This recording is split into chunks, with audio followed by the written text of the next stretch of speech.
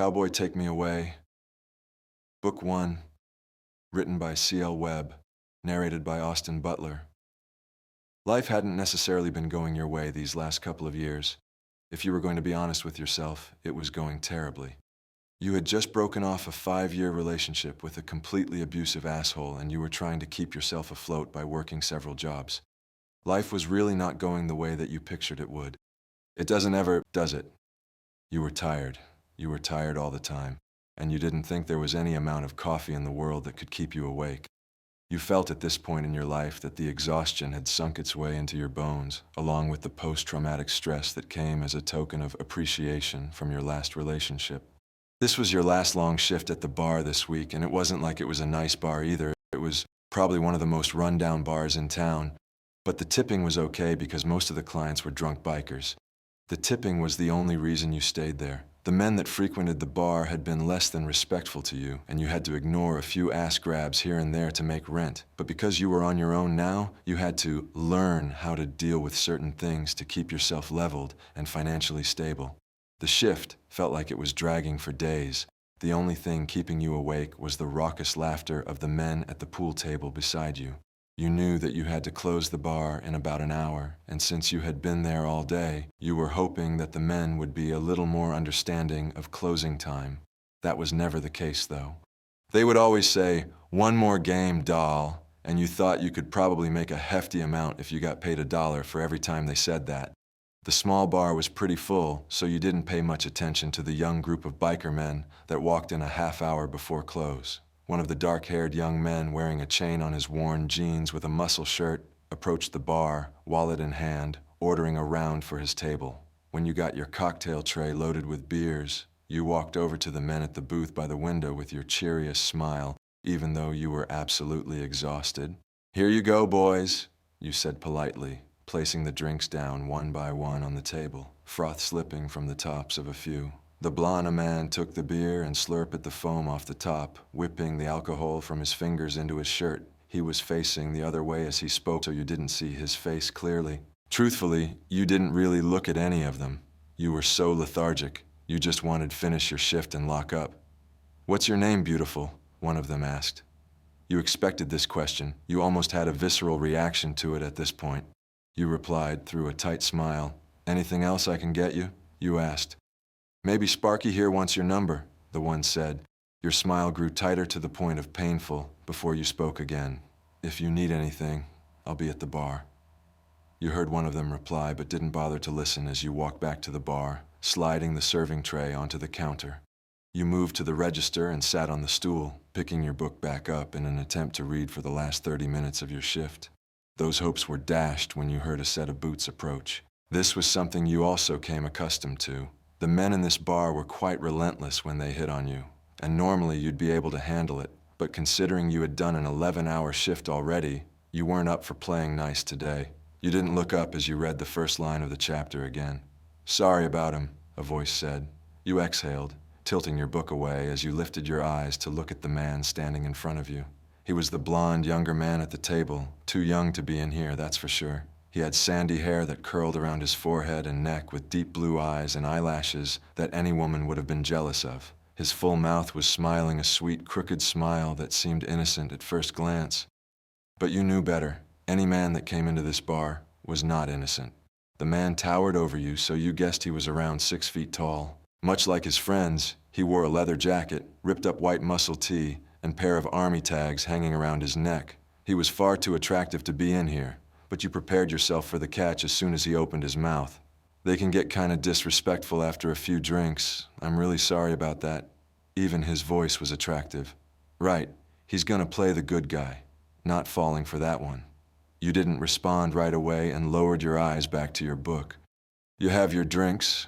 What else do you need?" you asked him. His laugh was a deep, charming laugh that would have intrigued you if you weren't mentally preparing for the metaphorical shoe to drop. "Nothing, I guess. Just wanted to apologize," he replied. Your eyes stayed glued to the page. You didn't see it, but the man lowered his head to see what you were reading. "Catcher in the Rye, huh? One of my favorites, too." You lifted your eyes back to his and quirked an eyebrow. "You, like J.D. Salinger?" you asked him. "Yes, I do.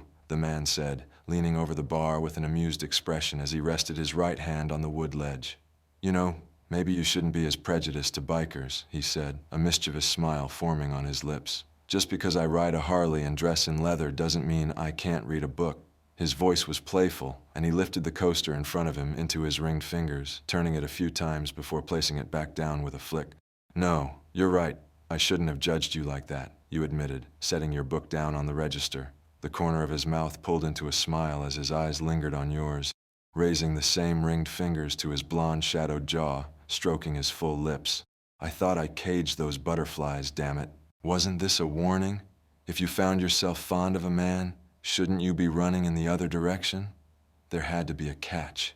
A loud sound provoked you to look away from the blonde in front of you as one of your regulars shoved past him.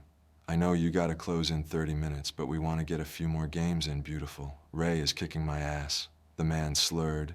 The blonde looked down at him and turned to meet your eyes again. Frank, look, I've been here all day, and I'm exhausted. I just want to close the bar up. Go home and go to bed. Can you guys cut me some slack tonight, please? It's been a long day. Oh, come on, sugar tits. You know we're gonna tip you right. Maybe we'll even give you a little something extra. He winked, swaying on the spot. You started to open your mouth in reply, but the blonde responded before you did. Now, that's no way to talk to a lady. You apologize to her right now. Frank stared up at the man in astonishment, shocked he even said a word to him. Who do you think you are? Pretty boy, I'm not talking to you. I'm talking to the lady over here, Frank said, voice raising. And I'm talking to you, and I'm telling you to apologize to her for that comment you just made. You watched as the blonde's jaw clenched when his long legs strode forward, looming over the biker beside him. Before you had time to react, the other men sauntered over to encircle him. You instinctively reached for your phone, praying you wouldn't have to call the police tonight. Have you got a problem with our friend over here, buddy? The blonde man remained planted in his reserve. Yeah, I got a problem. He was just talking to this young lady in a very disrespectful way, and I've asked your friend here, the man smacked Frank's chest, to apologize to her. You watched him tilt his head back and pull his cheeks in with a swallow when he quickly raised an arm and slugged Frank directly in the face. There was a struggle before both men fell to the floor, blocking your vision as the other bikers encircled them. His head rose in the disarray, meeting eyes with you briefly through the chaos. Don't you call the police, darling. I'm gonna teach this man a lesson, he said, gathering him up by his collar to throw him against the booth behind him.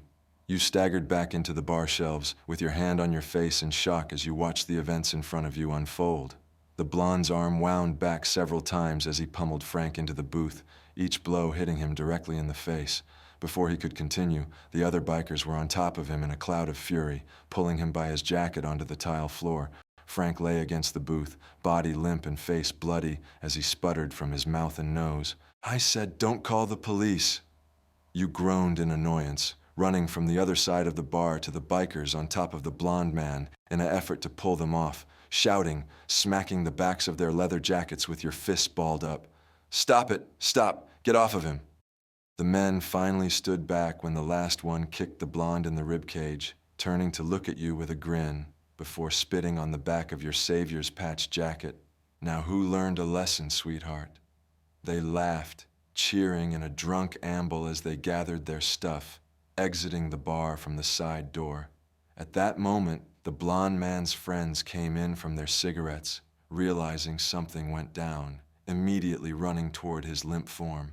Cowboy, fuck, Sparky, go get those fucking assholes. The loud rumble of motorcycles ignited outside as the men prepared to leave. Fuck,